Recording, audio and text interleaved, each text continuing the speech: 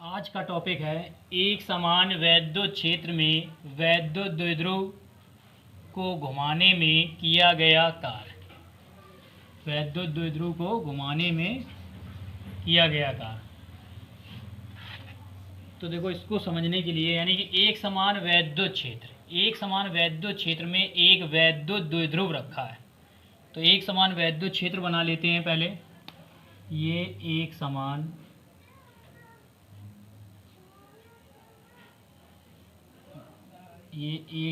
वैद्युत क्षेत्र बना लिया। वैद्युत क्षेत्र को हम ई से डिनोट करते हैं। अब इसमें एक वैद्युत द्विध्रुव को रखते हैं। ये एक वैद्युत द्विध्रुव को रख दिया। ये वैद्युत द्विध्रुव रखा है। अब ये वैद्युत द्विध्रुव जो रखा है, वैद्युत क्षेत्र ई के साथ थीटा कोण बनाते हुए रखा है। थीटा कोण बना रहा है। और वैद्युत द्विध्रुव के एक सिरे पर प्लस क्यू आवेश, जैसे ये ए सिरा है तो इस पर प्लस क्यू आवेश, और ये बी है तो इस पर माइनस क्यू आवेश एक दूसरे से 2L दूरी पर होते हैं। 2L दूरी पर होते हैं। ये इस तरीके से 2L दूरी पे यहाँ पर है माइनस क्यू आवेश। ये अब इसकी अगर लंबवत दूरी देखते हैं तो डॉट डॉट करके यहाँ से ये इसकी लंबवत दूरी होती है। ये पिछली डेरिवेशन में भी पढ़े थे बिल्कुल ऐसे ही। इस पर दो बल कार्य करते थे। एक इस दिशा में F बराबर क्यू ई, और एक इस दिशा में बल कार्य करता था। ये भी था F बराबर क्यू ई। F बराबर क्यू ई, ये इस दिशा में, यहाँ पर माइनस क्यू आवेश। ये बना चित्र। अब देखो जैसे ये चित्र बना है, ऐसी पिछले डेरिवेशन में चित्र बनाया था बिल्कुल सेम। इसी से भाषा भी इसकी लिख सकते हो। इस चित्र से लिखेंगे, माना एक वैद्युत द्विध्रुव ए बी जिसका वैद्युत द्विध्रुव आघूर्ण P है। वैद्युत द्विध्रुव आघूर्ण क्या होता है? वैद्युत द्विध्रुव आघूर्ण P होता है, पढ़ चुके हो। वैद्युत द्विध्रुव आघूर्ण P है। एक समान वैद्युत क्षेत्र E में थीटा कोण बनाते हुए रखा है। तो ये रखा है। तब वैद्युत क्षेत्र E के कारण वैद्युत द्विध्रुव पर एक बल आरोपित होता है जो इसे वैद्युत क्षेत्र की दिशा में लाने का प्रयत्न करता है, जिसे हम क्या कहते हैं? बल आघूर्ण कहते हैं। और बल आघूर्ण बराबर हम डेरिवेशन निकाल चुके थे। टॉ बराबर पी ई साइन थीटा, ये सिद्ध कर चुके थे। इसको डाल लेते हैं समीकरण 1। ये समीकरण 1। अब इसके बाद में देखो, इस वैद्युत द्विध्रुव को, ये वैद्युत द्विध्रुव है, इस वैद्युत द्विध्रुव को अगर सूक्ष्म कोण टी थीटा घुमा दिया जाए, सूक्ष्म कोण जैसे ये है, थोड़ा सा ऐसा विस्थापित कर दिया जाए, डी थीटा कोण घुमा दिया जाए, तो घुमाने में किया गया कार्य क्या निकलेगा? देखो, किया गया कार्य निकालेंगे। लिखेंगे वैद्युत द्विध्रुव को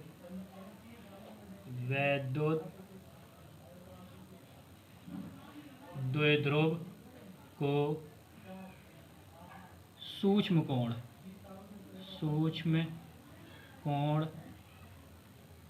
डी थीटा घुमाने में किया गया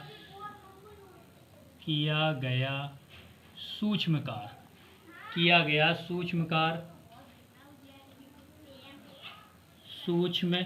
कार्य वो किया गया सूक्ष्म कार्य DW बराबर कार्य बराबर होता है बल गुणे विस्थापन। तो बल गुणे विस्थापन, बल क्या है यहाँ? बल के रूप में ये बल आघूर्ण काम कर रहा है, तो बल टॉ गुणे विस्थापन कितना होगा? जब हम डी थीटा कोण घुमाएंगे तो यानी डी थीटा कोणीय विस्थापन होगा। लिखेंगे डी थीटा, ये लिख दिया। इसके बाद यहीं से हम समीकरण 1 से टॉ का मान रखने पर लिख देते हैं समीकरण 1 से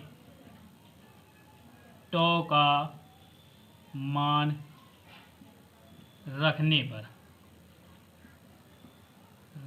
पर रखते हैं। देखो यहाँ रखेंगे तो डी डब्ल्यू बराबर क्या मिलेगा, डी डब्ल्यू बराबर तो का मान है P E sine theta into में डी थीटा, ये मिला। अब इसके बाद में इसको हमने अभी सूक्ष्म कोण घुमाया था, यदि इसको हम थीटा 1 से लेके थीटा 2 कोण तक घुमा दें, कैसे, देखो इसका अलग एक चित्र बना के बताते हैं।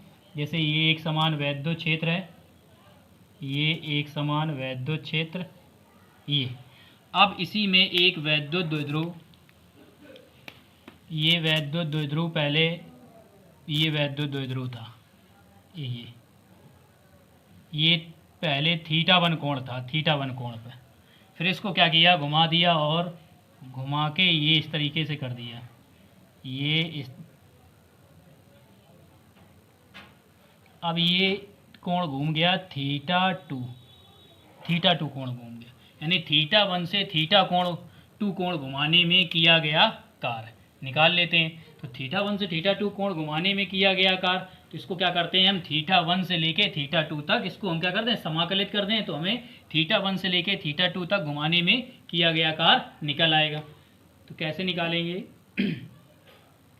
इसको समाकलन कर देते हैं, जिससे पूरा कार्य निकल आए। तो डी डब्ल्यू बराबर यहाँ हो जाएगा समाकलन का निशान थीटा 1 से लेके कहाँ तक घुमा रहे, थीटा 2 तक, और यहाँ लिख लेते हैं P E sine theta into में डी थीटा। अब देखो पी वैद्युत द्विध्रुव आघूर्ण और ये वैद्युत क्षेत्र की तीव्रता, ये दोनों क्या है, चर हैं, कांस्टेंट हैं, निश्चित कांस्टेंट है, इसको हम बाहर कर लेते हैं और डी थीटा के सापेक्ष किसका, साइन थीटा का हम समाकलन करवाएंगे। तो यहाँ देखो, यहाँ क्या है, यहाँ कुछ नहीं है, तो एक है, एक का जब डी डब्ल्यू के सापेक्ष कराओगे तो ये आ जाएगा डब्ल्यू बराबर इसको पी ई को हम बाहर कर लेते हैं, पी ई समाकलन थीटा 1 थीटा 2, ये हो जाएगा साइन थीटा डी थीटा। अब इसका देखो समाकलन करवाते हैं, तो डब्ल्यू बराबर पी ई, इसका समाकलन करेंगे, साइन थीटा का होता है माइनस के कॉस थीटा, अब इसकी जो लिमिट है लगा देते हैं थीटा 1 से लेके थीटा 2 तक। अब लिमिट रखते हैं, तो रखेंगे ये कहाँ से, पहले अपर वाली रखी जाती है, ऊपर वाली ये, फिर इसके बाद लोअर वाली रखी जाती है। तो रखेंगे तो डब्ल्यू बराबर मिलेगा पी ई कोष्टक में माइनस के कॉस थीटा 2, और फिर माइनस लगाया जाता घटा के, फिर इसके बाद कोष्टक में माइनस कॉस थीटा की जगह थीटा 2, ये रख दिया इस तरीके। अब इसको हल करेंगे तो डब्ल्यू बराबर मिलेगा पी ई कोष्टक में माइनस के कॉस थीटा 2, ये माइनस माइनस हो जाएगा प्लस के, सॉरी दोनों जगह थीटा 2 लग गया, यहाँ थीटा 1 है, थीटा 1, तो ये हो जाएगा कॉस थीटा 1, इस तरीके से। अब इसके बाद में देखो ये माइनस का है, इसको बाद में लिख लेते हैं, प्लस वाले को पहले लिख लेते हैं। तो डब्ल्यू बराबर निकल के आया जाए, डब्ल्यू बराबर पी ई कोष्टक में कॉस थीटा 1 माइनस के कॉस थीटा 2, ये फॉर्मूला निकल के आया कि ये गए कार्य का, यानी एक समान वैद्युत क्षेत्र में जब वैद्युत द्विध्रुव को घुमाने में किया गया कार्य, घुमाते हैं तो कार्य क्या निकला, ये निकल के आया, ये निकल के आया कार्य का सूत्र। अब इसकी विशेष स्थितियां बनती हैं, विशेष स्थितियां क्या होती हैं, विशेष स्थितियां,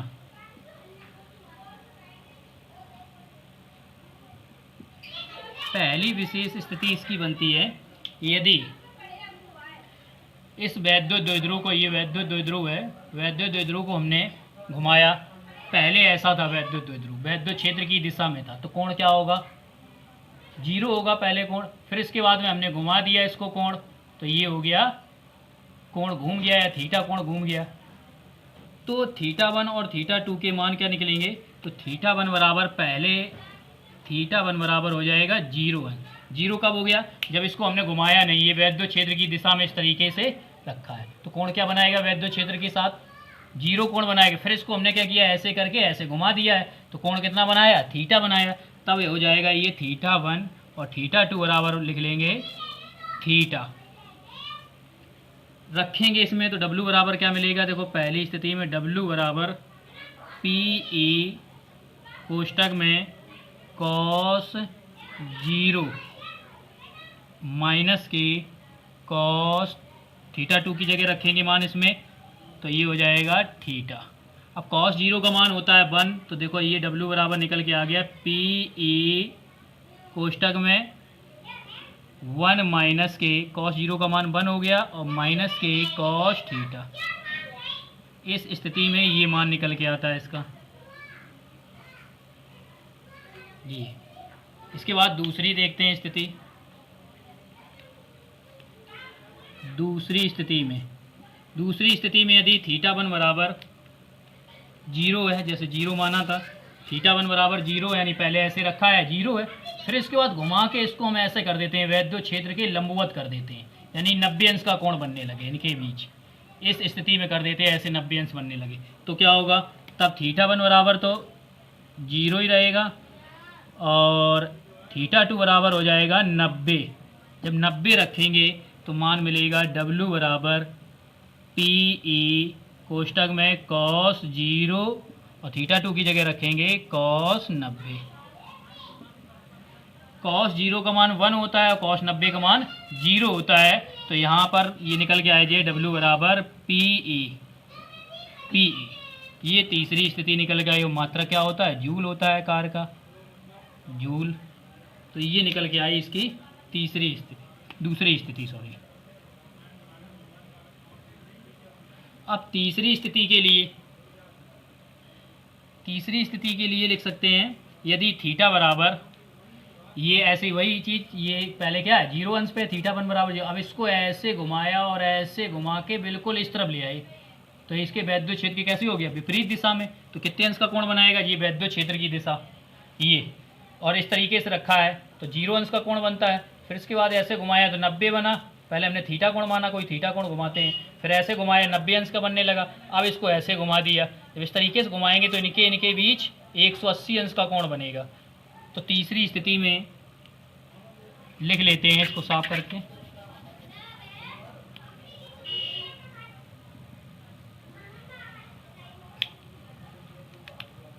θ1 बराबर वही 0 अंश और θ2 बराबर 180 अंश रखेंगे इसी फॉर्मूले में, इस वाले में। तो ये हो जाएगा W बराबर PE कोष्टक में cos 0 माइनस के cos 180 अंश। ये रखते हैं, ये मान रखा तो W बराबर देखो क्या निकल के आएगा PE। अब cos 0 का मान क्या होता है? cos 0 का मान होता है 1, तो 1 लिख लेते हैं, ये 1 माइनस के cos 180 अंश का मान। पिछली वीडियो में cos 180 अंश का मान निकाला था, अब क्या निकलेगा? माइनस के 1। देखो निकाल देते हैं, लिखेंगे इसको cos इस तरीके से 90 प्लस के 90। cos 90 में मान चेंज होता है, क्या हो जाएगा? साइन 90 हो जाएगा और क्या लगेगा? माइनस, क्योंकि किस चतुर्थांश में होता है? ये इस तरीके से ASTC 0 90 180 270 और 360 ये होता है। ये किस चतुर्थांश में आया? cos 90 प्लस 90 यानी कि दूसरे में आ गया। दूसरे में केवल s मतलब साइन और कॉसेक को छूट होती है, इसलिए इसके आगे क्या लगेगा? माइनस लगेगा, क्योंकि cos है माइनस लगेगा, और cos किस में चेंज होगा? साइन में। तो साइन 90 और साइन 90 का मान होता है 1, तो ये हो जाएगा माइनस के 1 माइनस 1। अब माइनस 1, तो ये माइनस 1 और माइनस 1 जोड़ेंगे, क्या हो जाएगा? जुड़ के ये माइनस 1 इसमें जोड़ेंगे, मतलब घटाएंगे तो ये माइनस माइनस प्लस हो जाएगा, जुड़ के ये आ जाएगा 2PE जूल। ये आया, ये थी इसकी तीसरी स्थिति। तो ये था एक समान वैद्युत क्षेत्र में वैद्युत द्विध्रुव को घुमाने में किया गया कार्य। तो किए गए कार्य का सूत्र ये निकला। इसकी ये 3 स्थितियां बनी, ये 3 स्थितियां हैं, और ये इसकी अधिकतम कार्य प्राप्त करने की स्थिति होती है तीसरी। अब पढ़ेंगे वैद्युत द्विध्रुव की स्थितिज ऊर्जा। देखो वैद्युत द्विध्रुव की स्थितिज ऊर्जा किस प्रकार पढ़ेंगे, तो इस चित्र से समझते हैं कैसे ये परिभाषा लिखी गई है। ये एक समान वैद्युत क्षेत्र दर्शाया और इसमें एक वैद्युत द्विध्रुव ये रखा है। इस तरीके से ये वैद्युत द्विध्रुव रखा गया है। ये कितना कोण बनाते हुए रखा है, थीटा कोण बनाते हुए रखा है। इसी वैद्युत द्विध्रुव को अगर हम घुमाकर इस तरीके से कर दें 90 अंश कोण ये घूम जाए, कितना घूम जाए, 90 अंश कोण घूम जाए। इस तरीके से रखा है, इसको घुमाकर हम 90 अंश कर दें, कोण घुमा दें, 90 अंश घुमाते हैं कोण, तो इस दौरान किया गया जो कार्य होता है ये वैद्युत द्विध्रुव की स्थितिज ऊर्जा कहलाती है। लिख सकते हैं इसी से, वैद्युत क्षेत्र में रखे वैद्युत द्विध्रुव, ये वैद्युत क्षेत्र में रखा है ये वैद्युत द्विध्रुव को लंबवत इसको हम क्या करते हैं, इस तरीके से लंबवत घुमाने में किया गया कार्य वैद्युत द्विध्रुव की स्थितिज ऊर्जा कहलाती है। अब स्थितिज ऊर्जा को हम U से प्रदर्शित करते हैं। किया गया कार्य स्थितिज ऊर्जा के बराबर है तो U बराबर W हो जाएगा। तो W बराबर फार्मूला होता है PE, कोष्टक में हो जाएगा cos θ1 माइनस के cos θ2। अब मान रख लेते हैं यहाँ से। जब यहाँ से मान रखोगे तो क्या निकलेंगे मान, देखो ये 90 अंश घुमाया, कितना घुमा दिया हमने, 90 अंश घुमा दिया कोण, 90 अंश घुमाया। पहले कितना था, थीटा कोण पर रखा था, यानी कि θ2 बराबर क्या कोण है, थीटा रखा है। घुमा कितना दिया हमने, 90 अंश घुमा दिया। अब रख देते हैं इसी में मान। जब रखोगे तो cos 90 का मान क्या होता है, 0 होता है। cos 90 का मान 0, और इसको हल करोगे तो ये क्या निकल गया, U बराबर माइनस के PE cos θ निकलेगा। तो इस तरीके से इसका फॉर्मूला निकल आता है U बराबर माइनस के PE cos θ। स्थितियाँ इसकी निकल के आती हैं, क्या होती हैं स्थितियाँ, विशेष स्थितियाँ।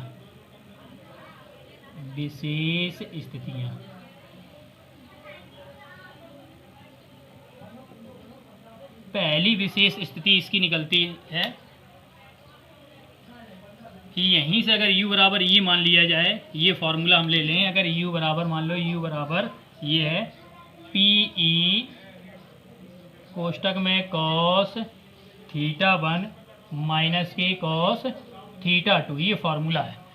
तो पहली स्थिति इसकी बनती है यदि θ1 बराबर 90 अंश हो, θ1 बराबर 90 अंश हो जाए और θ2 बराबर 0 अंश हो,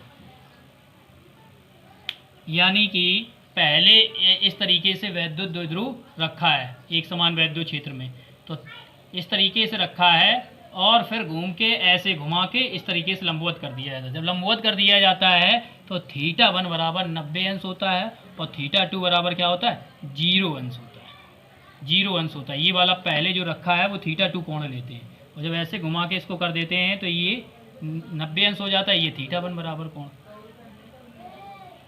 क्योंकि ऐसे ही जब हम करेंगे इस तरीके से तभी तो इसकी परिभाषा बनती है 90 अंश पे। जब ये 90 अंश पे रखा जाता है तब इसकी परिभाषा बनती है। तो ऐसे समझ लो ये कोण पहले कोण लिया जाता है, ये वाला कोण 90 अंश θ1, और जो पहले रखा होता है जैसे तो वो होता है θ2 बराबर लिया जाता है। ऐसे इसमें लिया गया है।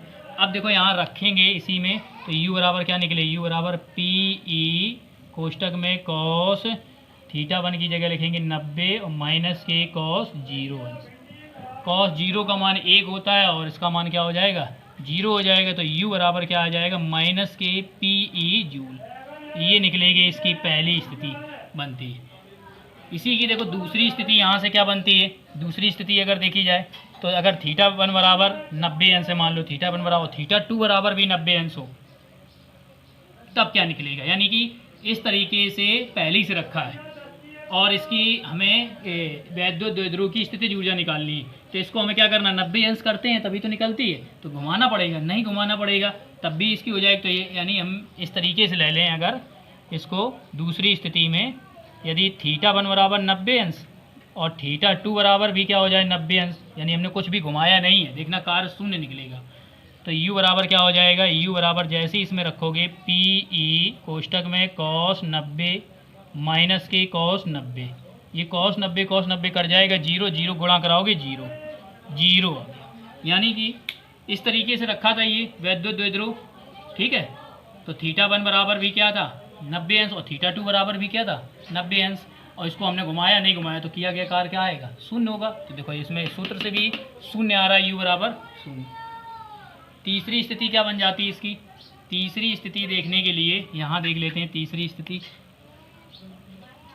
तीसरी में θ1 बराबर वही 90 अंश और θ2 बराबर क्या हो जाता है 180 अंश। रखो, इसमें रखेंगे तो u बराबर